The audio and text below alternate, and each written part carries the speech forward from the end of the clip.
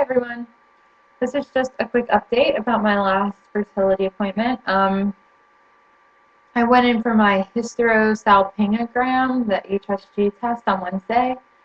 Today's Friday. I'll tell you about my experience. It was basically like going to the gynecologist. You lie down on the table and everything. It's like getting an exam. And they tell you there'll be mild cramping. Or they told me there was going to be mild cramping, and there was very mild cramping during the test. And at one point during the test, they tell you to breathe in and out very deep, but there's going to be a really large cramp. And so I started breathing out really deep, in and out. Also, I want to say that 2 hours or an hour before, I took a 800 milligram ibuprofen that I had left over from the dentist. So I had that in my system. They told me to breathe deep in and out, and then that there was going to be a really large cramp. So I did that, and the large cramp hit, and it hurt so incredibly bad for me personally. It was a horrible experience. I started to cry, because I was having a really emotional day and week already, and it was just awful. The nurse just kept apologizing, because I don't think people frequently cry when these tests are done, but I don't have very bad periods, and so that big of a cramp just shocked my system, I think. I rarely get anything more than very mild cramping during my periods. So I don't know, maybe if other people are just used to it, it won't hurt as much, but it was really horrible for me. It was a really upsetting experience. And I still don't feel quite right. Like when I think about it, I get just like a sick feeling, and I don't know if it's just in my head or if I'm actually like feeling weird from it, but I just feel like not right. So yeah, that was the test. I'm glad I never have to do it again. All the results were good. My fallopian tubes and my uterus are just fine, so there's no blockages or anything. So we're good to go next month to meet the donor.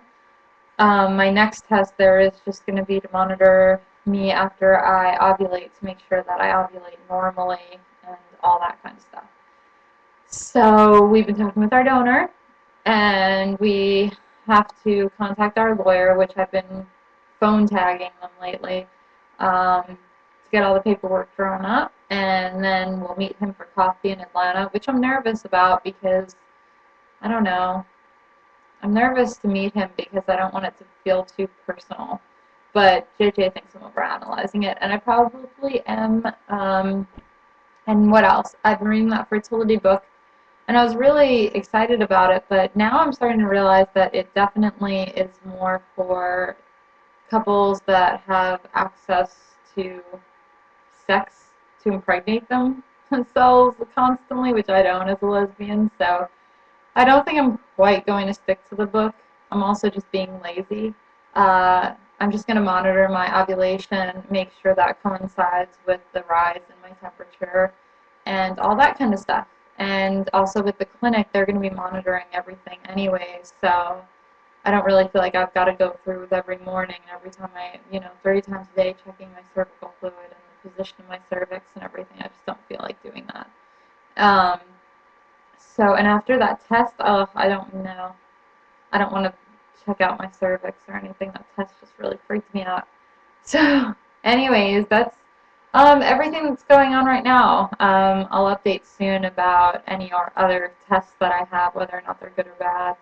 I also want to say that they took all my blood work. I think I might have said it in the last video that everything came back fine. I just had a slightly elevated thyroid level, but that could be caused by dehydration, and I had a glass of wine that day, so I'm thinking that maybe that was why. They retook my blood and never called me back, so I'm assuming everything's fine, but I'll probably call them soon. But yeah, I'll update once I have to go in for all my ovulation stuff. So thanks for watching.